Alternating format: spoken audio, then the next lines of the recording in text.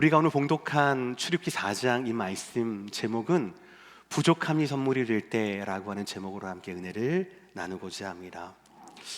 여러분, 오늘 말씀을 너무나 잘 아실 겁니다. 출애굽기 이 4장에서 특히 3장과 4장에서 모세가 하나님께 부름을 받고 그 부름 가운데 무려 5번이나 거절하는 그 내용이 오늘 본문이거든요. 모세가 하나님께 부름을 받은 이때 나이가 80살입니다. 80살입니다. 그래도 젊은 때가 있었죠. 젊은 날 뭔가 이뤄보겠다라고 하는 그런 열정이 있었고, 뭔가 할 만하고 할 수 있다라고 하는 공명심도 있었습니다. 그도 그럴 것이 애굽의 왕국에서 가장 최고의 교육을 받았었고요. 그 안에는 어릴 때부터 받았던 히브리 교육, 민족을 위해 뭔가를 내가 해야겠다라고 하는 정의감, 그리고 또 힘과 능력이 있었고, 또 스스로가 또 뭔가 될 수 있었겠다라고 하는 가능성과 기대 또한 있었습니다. 그러나 지금 오늘 본문에서 나이 80의 모세를 보십시오. 그는 이 모든 시절을 다 지낸 사람입니다. 젊음은 지나갔어요. 불타오르던 의지도 이제 한풀 두풀 다 꺾이게 되었고요.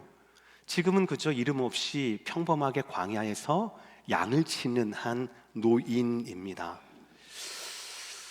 아마 젊은 날에 그런 화려한 시절을 살지 않았다면 모를까, 그런 화려한 날을 살았던 그런 기억과 추억이 있는 사람은 아마 저는 상상만 해보는 건데요, 양을 치면서 그 미디안 그 광야를 바라보면서 내가 그때 왜 그랬을까? 조금 더 참을 걸, 아니면 조금 더 세력을 모을 걸, 내 편을 조금 더 이렇게 할 걸, 이럴 걸 저럴 거라고 하는 수많은 후회와 회환들이 아마 있었지 않았을까 싶습니다.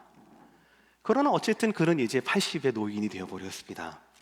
더 이상 뭘 해보겠다라고 하는 의욕도 열정도 기대도 없는, 그저 하루하루를 채워 살아갈 수밖에 없는 이름 없는 자연인이 되어버렸습니다. 그런데 그때 하나님께서 모세를 부르시는 거예요. 참, 그때 부르시는 겁니다. 젊은 날의 그가 아니라, 뭔가를 좀 해보려고 했던 그가 아니라, 가능성이 있던 그가 아니라, 모든 것이 끝났다고 생각했던 이 80의 모세, 출애굽기 4장에서의 모세에게 하나님이 찾아오시는 겁니다. 그리고 감당하지 못할 말씀을 하시는 거예요. 내가 너를 보내겠다. 내가 너를 통하여서 내 백성을 구원해 내겠다라고 말씀을 하세요. 여러분, 왜 하나님께서 하필이면 이때에, 이 시점에 80세의 모세를 부르셨을까요? 그의 나이, 그의 상태, 그의 마음, 오늘 말씀을 통해서 보면 그의 말투, 그 어느 것 하나도 하나님이 택하시기에, 하나님이 사용하시기에 적합하지 않은 것 같은 부족함 투성이인 이때에 왜 하나님은 모세를 부르셨을까요? 여러분, 보통 우리는 뭔가를 내어줄 때라든지, 손님을 접대할 때라든지, 아니면 선물을 할 때라든지 어떻게 선물합니까? 고르고 골라서 제일 좋은 것들, 그렇죠? 이런 것들을 내어놓습니다. 여러분들 마켓에서 과일 하나를 사시더라도 그냥 아무 생각 없이 덥석 사지 않으시잖아요. 물론 이렇게 아무 생각 없이 딸기, 알았어, 딸기 사갈게, 이런 사람들이 있죠. 저 같은 남편들은 이제 아무것도 안 보고 그냥 이렇게 탁탁 사갑니다. 그리고 집에 가서 이제 이 뚜껑 이게 뭐야, 이게 밑에 이게 뭐야, 이게 썩은 거 눈이 있어 없어 막 이러면서, 그 정도까지 말은 하진 않아요. 오해하지 마시길 바랍니다. 딸기만 사가면 됐지 똑같은 거 아닌가. 그런데 주부들은 다르잖아요. 하나하나 다 보고 보고 종업원 눈치 봐가지고 요것도 이렇게 해가지고 막 골라 담지 말라고 했는데도 불구하고 골라 담아서 이렇게 여러분 장바구니를 채워서 가족에게, 사랑하는 손님에게 대접하지 않습니까? 고르고 골라서 가장 좋아 보이는 것, 가장 예뻐 보이는 것들을 내놓습니다. 그런데 오늘 본문 하나님은 좀 달라요. 우리가 보기에는 너무 늦었거든요. 우리가 보기에 이 모세는 완전히 무너졌거든요. 그럼에도 불구하고 하나님께서는 이 모세를 보고 지금이야 라고 말씀을 하시고 그를 사용하신다라는 것이에요. 모세의 부족함을, 또 모세의 부끄러움을 하나님은 선물처럼 오늘 사용하신다라는 사실이지요. 여러분, 오늘 이 본문은 다시 말씀드리지만 여러분 너무나 잘 아는 본문이에요. 그런데 오늘 보면 10절과 11절과 12절 세 개 구절이 사실은 하나님과 모세의 세 가지 이 대화로 이루어집니다. 그래서 그 세 가지 문장을 제가 좀 컬렉을 해봤어요. 그래서 이 세 가지 문장 안에서 이것만 있으면 돼요. 내가 보는 나 말고요, 모세가 평가하고 모세가 보는 나 말고요, 하나님이 보시는 모세, 하나님이 보시는 내가 누구인지를 하나님과 모세의 이 세 가지 대화를 통하여, 문장을 통하여서 저와 여러분이 더 깊이 좀 알아보기를 원합니다. 첫 번째 대답입니다. 모세는 하나님께 이렇게 고백합니다. 그의 현실을 말하는 겁니다. 뭐라고 얘기합니까? 나는 부족합니다 라고 얘기해요. 나는 부족합니다. 한번 얘기해 볼까요? 여러분의 현실을. 나는 부족합니다. 시작. 그렇게 힘있게 얘기하시면 안 되고요. 지금 여러분 80이라고 치시고 나는 부족합니다. 시작. 진짜로 힘 빼시면 어떡해요? 설교 초반부터 나는 부족합니다.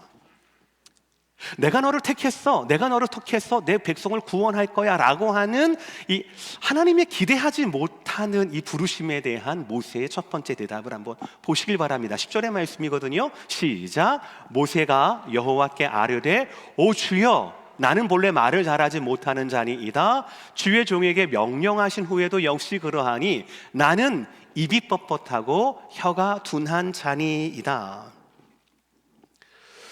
여러분, 지금 모세의 상황을 좀 보시기를 바랍니다. 지금 어떤 상황입니까?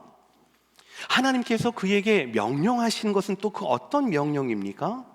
400년 넘게 애굽의 바로왕 밑에서 종살이하던 이스라엘을 내가 꺼내내겠다, 너를 통하여서 꺼내내겠다, 내가 이런 사명을 너에게 주겠다라는 말씀이거든요. 그런데 이 일이 결코 작은 일이 아닙니다. 당시 애굽은 세계 최강국이었습니다. 당시 바로 왕은요, 절대 권력을 가진 통치자였습니다. 반면 모세는 누구입니까? 한때는 애굽의 왕자였지만 이미 40년이 지난 일이고요, 40년 동안 미디아 광야에서 잊혀 살던 필부였습니다. 잊혀진 도망자예요. 모세가 나는 부족함이라고 말하는 것은 너무나 당연한 일입니다. 어찌 보면 현실적인 자기 평가입니다. 객관적으로 보기에도 그는 이 임무를 수행하기에 택도 없는 사람이에요. 웅변가도 아니었어요. 첫 번째로 군사 지도자도 아니었고요, 조금 한 줌만한 정치 세력을 가진 그런 사람도 아니었습니다. 당연히 모세는 하나님의 이 부름 가운데 이렇게 고백할 수밖에 없어요. 나는 본래 말을 잘하지 못합니다. 나는 입이 뻣뻣하고 혀가 둔한 사람입니다. 나에게는 그럴 마음도 없고 그럴 가능성도 없습니다. 모세의 이 고백은 단순한 겸손이 아닙니다. 그의 인생에서 흘러나오는 정직한 자기 고백이에요. 모세는 자기의 한계, 자기의 역할을 분명하게 명백하게 알고 있습니다. 여러분들도 공감을 하실 겁니다.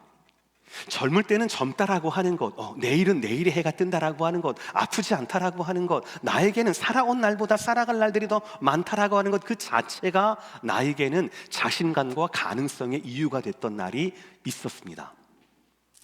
젊은 그 자체로, 가능성 그 자체로. 누가 나를 한계에 지우려고 하면 기분 나빠하고 그랬지요. 그러나 그것이 얼마 가지 않아서 내 힘대로 되지 않는 일들이 얼마나 많은지, 그리고 거의 대부분이 내 힘대로 되지 않는다라는 것을 우리는 깨닫게 됩니다. 절실하게 우리는 먼저 우리의 육체로 깨닫게 됩니다. 우리 육체뿐입니까? 우리의 자녀도 마찬가지잖아요. 아낄 것이 무엇이 있습니까? 가장 사랑하고 나보다 더 사랑하는데 그러나 내 마음대로 되지가 않지요. 가정은 어떻습니까? 여러분 비즈니스는 어떻습니까? 교회 일조차도 마찬가지입니다. 우리의 뜻대로 되는 것보다 우리의 뜻대로 되지 않는 때가 훨씬 더 많습니다. 그렇게 되면 우리는 마음속에 습관적으로 이렇게 말을 합니다. 나는 부족합니다. 나는 자격이 없습니다. 나는 부족합니다. 나는 자격이 없습니다. 내가 나를 보고 습관적으로 나는 부족합니다. 나는 자격이 없습니다 라고 말한다고요. 그래서 오늘 모세가 했던 이 고백이 마치 우리의 고백인 것처럼 느껴질 때가 있어요. 그런데 전혀 다릅니다. 전혀 달라요. 가장 결정적인 것은 오늘 모세의 고백은 습관적인 고백이 아니라 하나님 안에서의 고백이라는 사실이에요.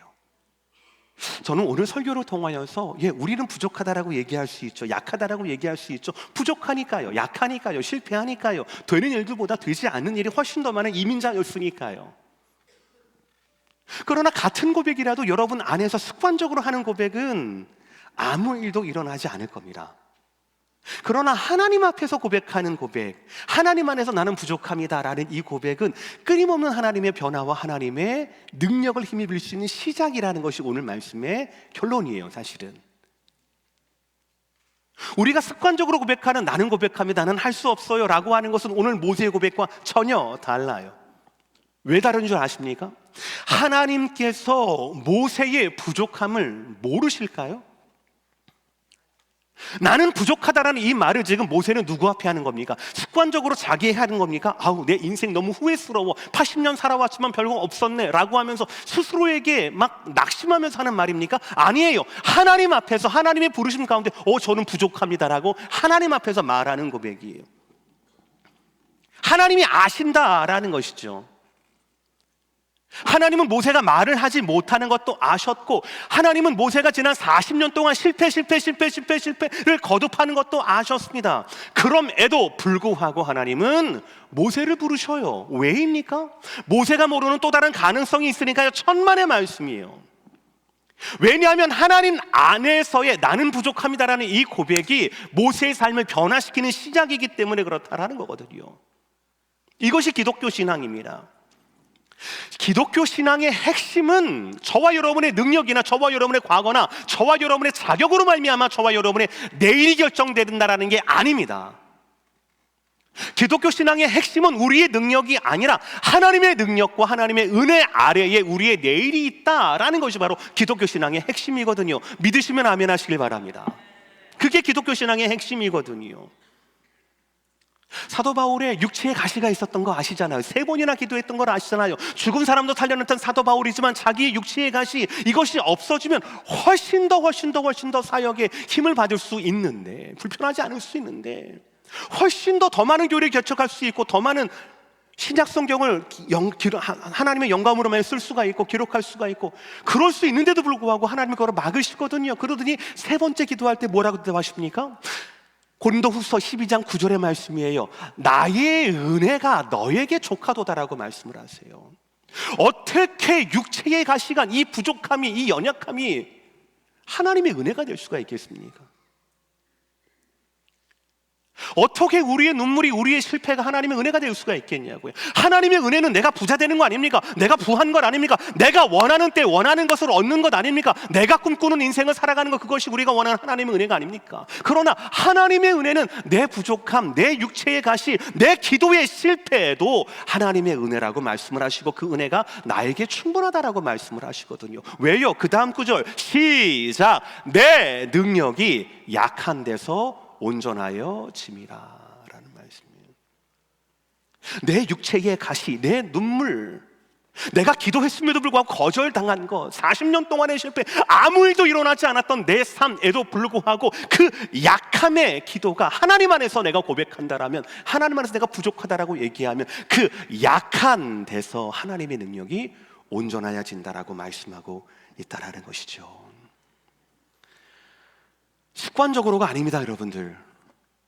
이거 못해 저거 못해, 이 습관적인 건, 이거는 전혀 신앙적인 반대의 태도고요. 하나님 안에서 부족하다라고 하는 그 인정, 하나님 앞에서 우리가 우리의 부족함을 인정할 때에 우리는 회복을 향한 진실한 한 걸음을 내디딜 수가 있다는 것이죠. 모세가 하나님 앞에서 자기의 한계를 인정할 때 그는 하나님의 능력을 경험할 준비가 되어 있었다라는 사실이에요. 모세가 몰랐지만, 여러분 기억하셔야 합니다. 이것이 하나님 은혜의 원리입니다. 잘난 사람은 쓰시지 않으시거든요. 하나님 안에서 부족함을 인정하는 사람, 그 부족함을 인정하는 것이 겸손으로 이끄는 첫걸음이고요. 이 겸손이 곧 내가 아무것도 아닌 내가, 자격이 없는 내가 하나님의 은혜를 담을 수 있는 그릇으로 준비되는 첫걸음이다라는 사실이에요. 이 모든 고백이 하나님 안에서 이루어진다라면 내 부족함은 하나님의 채우심을 경험할 수 있는 시작이 될 수가 있다라는 것이죠. 그러니 사랑하는 성도 여러분, 더 이상 하나님의 부르심 가운데 습관처럼 저는요 10년 전에도 실패했고요, 5년 전에도 실패했고요, 어제도 실패했으니까 저는 오늘도 안 될 거예요, 부족할 겁니다. 무슨 새벽 예배예요, 무슨 저는 안 돼요, 그냥 잠이나, 이러지 마시고요. 하나님의 부르심 가운데 더 이상 나는 부족합니다라고 하지 말으시길 바랍니다.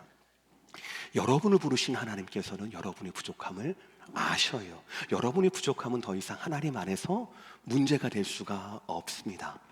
오히려 부족합니다 라고 말씀하시는 여러분께 하나님은 이렇게 대답을 하십니다. 두 번째, 누가 사람의 입을 치었느냐라는 것이죠.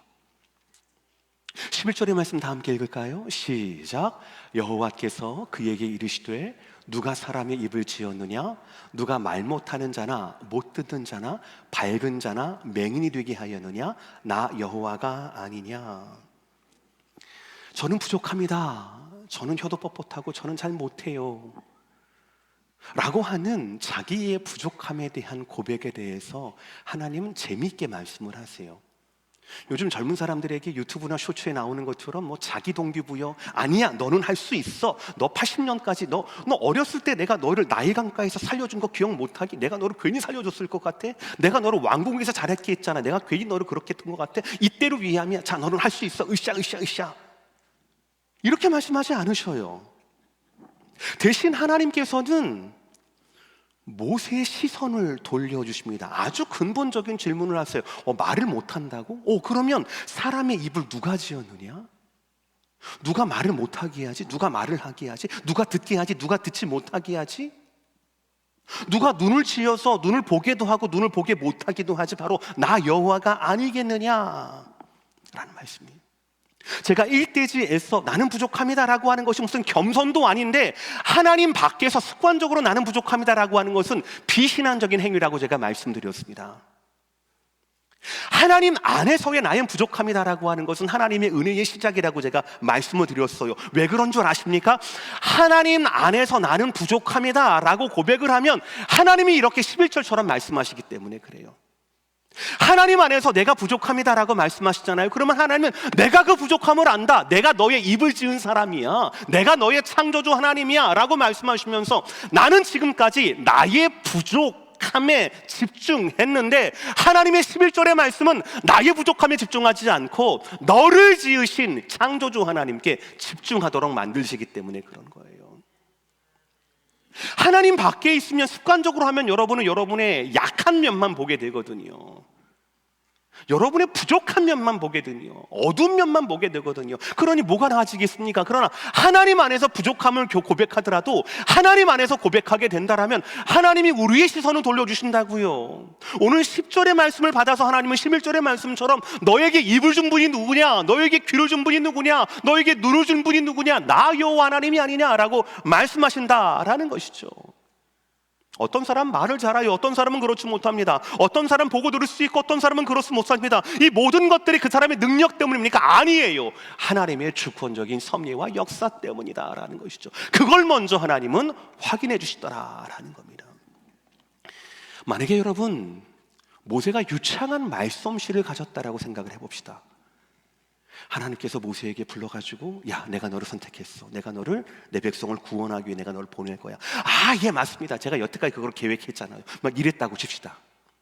그러면 우리는 모세를 알잖아요.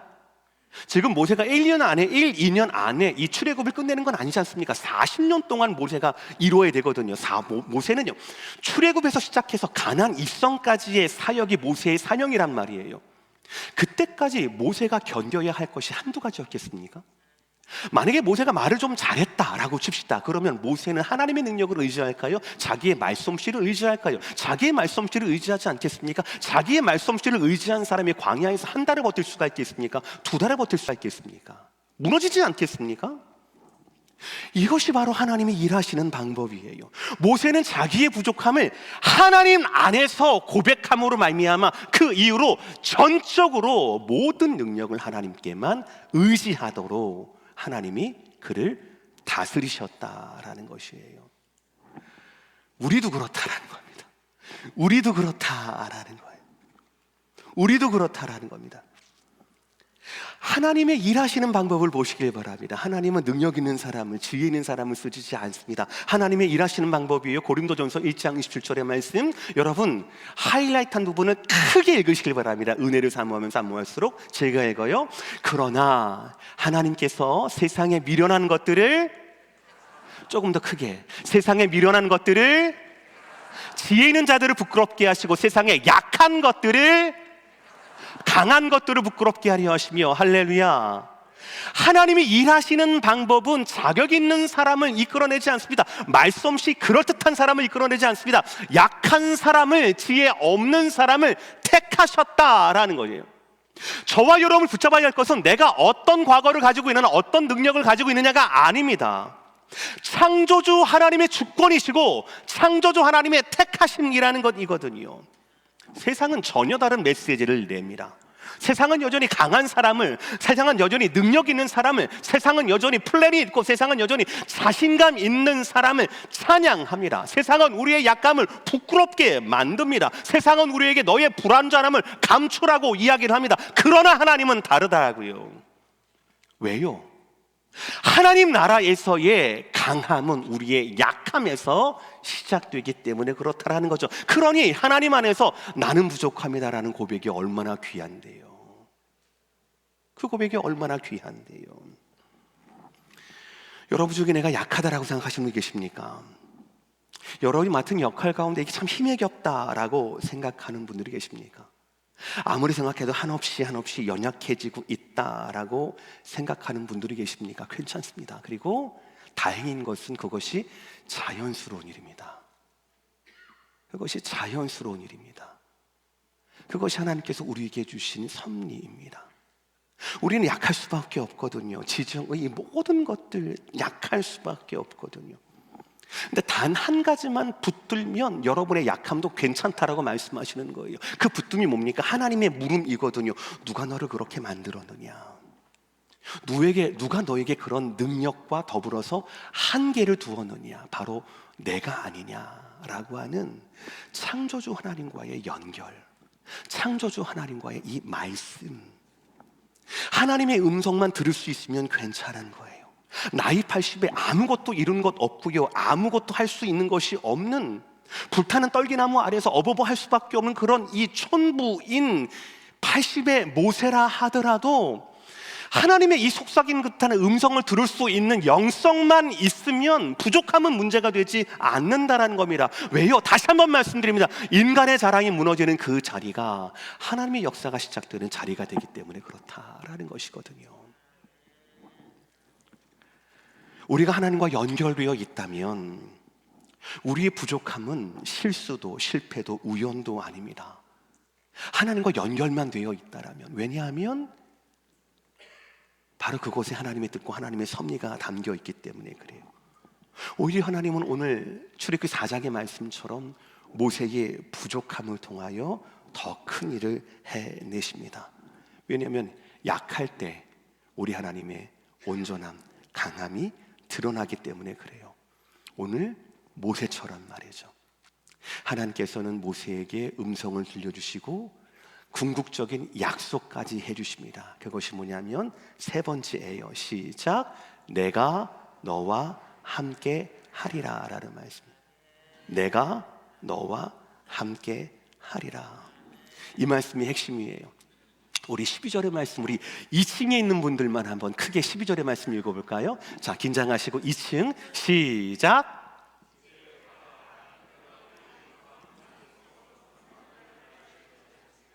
감사합니다. 우리 1층 시작.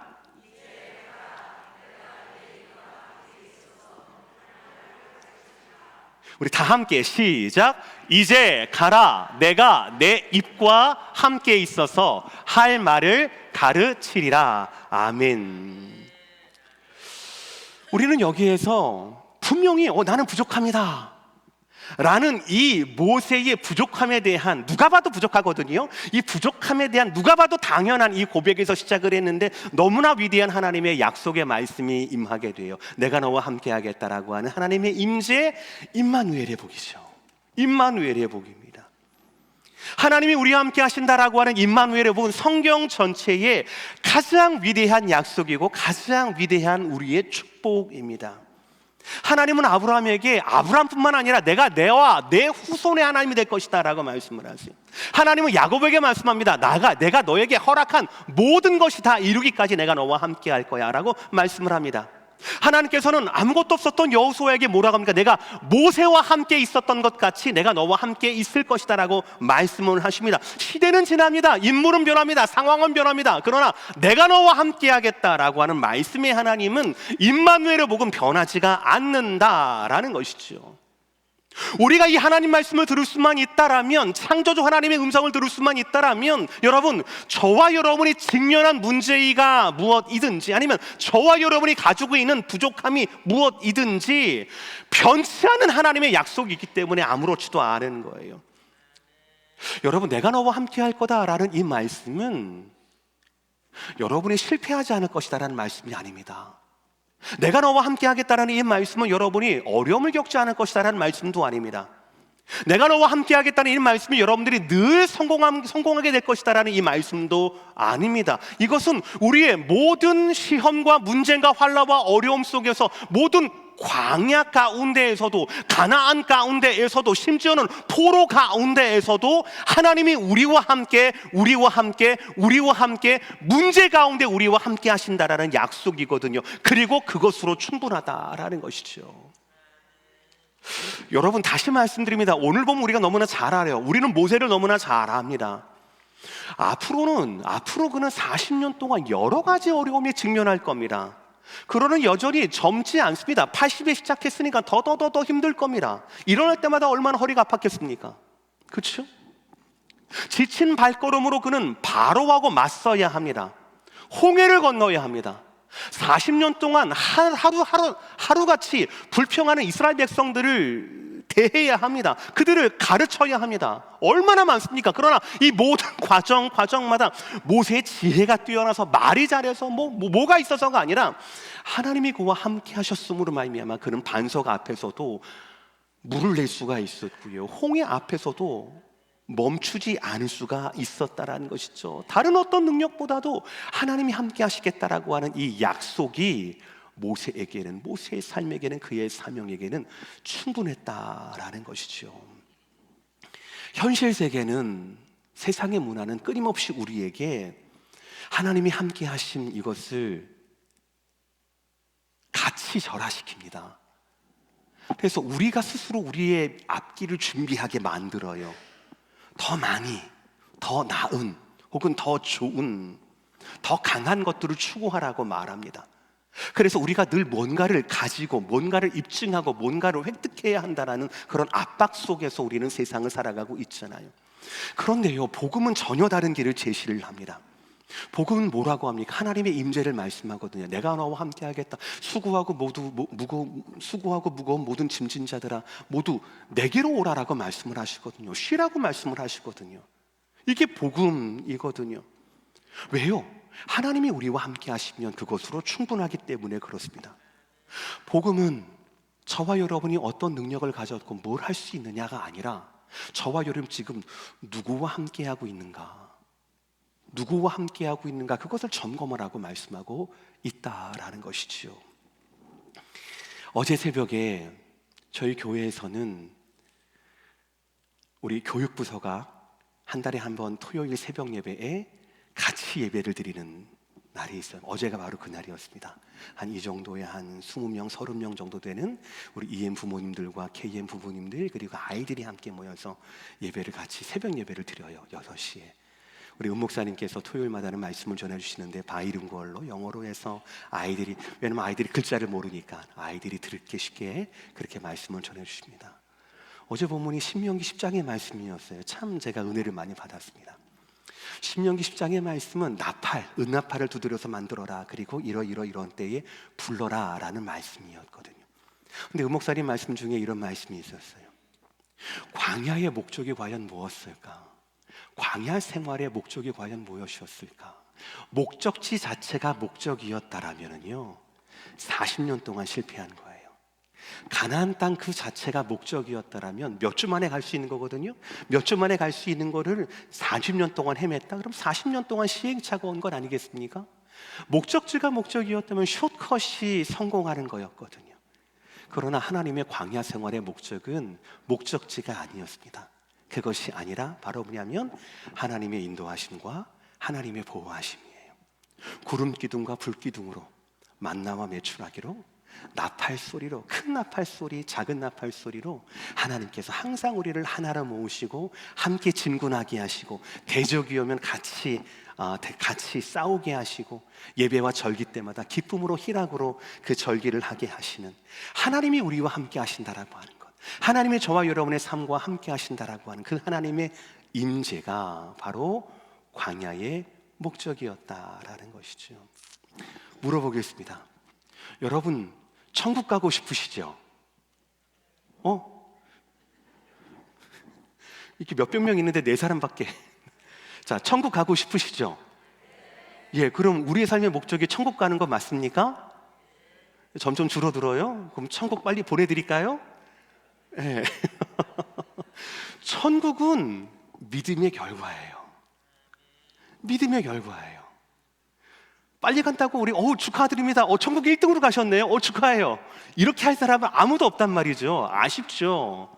왜요? 우리는 여기에서 하나님과 함께 하거든요. 하나님과 함께 하면서 하나님의 인도, 하나님의 보호하심을 받는 것, 이 자체가 우리 삶의 목적 아니겠습니까? 사랑하는 성도 여러분, 오늘 모세처럼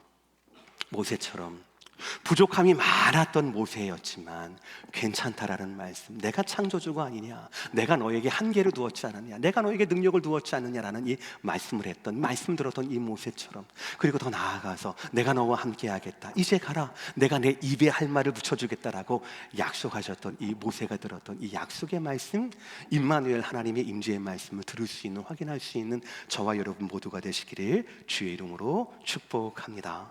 오늘 말씀을 마무리하도록 하겠습니다. 사랑하는 성도 여러분, 우리는 인생을 오래오래 살아가다 보면 겸손해지고 조심스러워집니다. 예, 좋습니다. 이해합니다. 그러다 보니까 우리는 자꾸 하나님 안에서 고백하는 게 아니라 습관적으로 나는 부족합니다, 나는 약합니다, 나는 못합니다 라는 말을 하기도 하고, 그런 생각이 습관처럼 우리에게 젖어들기도 합니다. 그러나 오늘 말씀은 습관적으로 말할 거 아니라고 얘기하잖아요.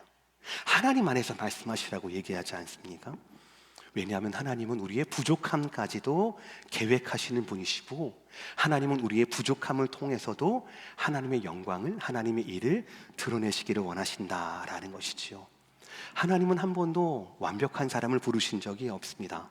하나님은 내 부족함을 인정하고 하나님께 순종하기가 준비된 사람, 부족함을 고백하고 순종이 준비된 사람을 하나님은 부르셔요. 그러니 사랑하는 성도 여러분, 여러분이 어떤 약함을 가지고 계시든 여러분 두려워하지 마시기를 바랍니다. 하나님 말씀하세요. 내가 너를 만들었어. 네 부족한 거 내가 모를 리가 없어. 그러니 내가 너와 함께 할 거야. 그러니까 어디든 나와 함께 가자라는 말씀이죠.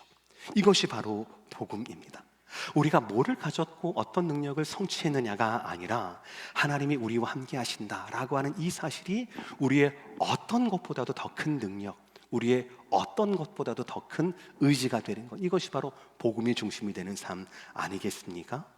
그러니 사랑하는 성도 여러분, 여러분 마음 가운데 나는 이거 못해요, 나는 저거 못해요 라는 것이 있다라면 바로 그 부분이 하나님이 여러분과 함께 하시기를 원하는 부분이라고 하는 것, 여러분 기억하셔야 합니다.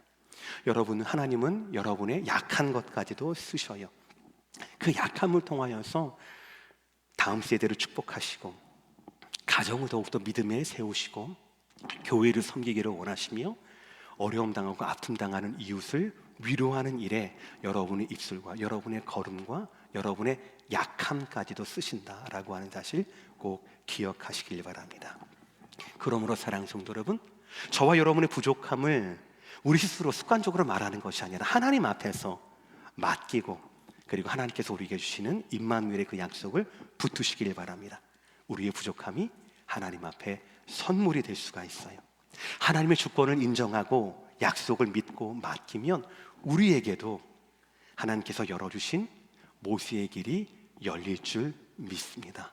어디든지 하나님의 형통하심이, 어디든지 하나님이 함께 하심이, 어디든지 하나님의 채우심이 함께 할 수 있는, 그래서 하나님 때문에 연약함도 부족함도 없는 저와 여러분의 삶이 되기를 주의 이름으로 축복합니다.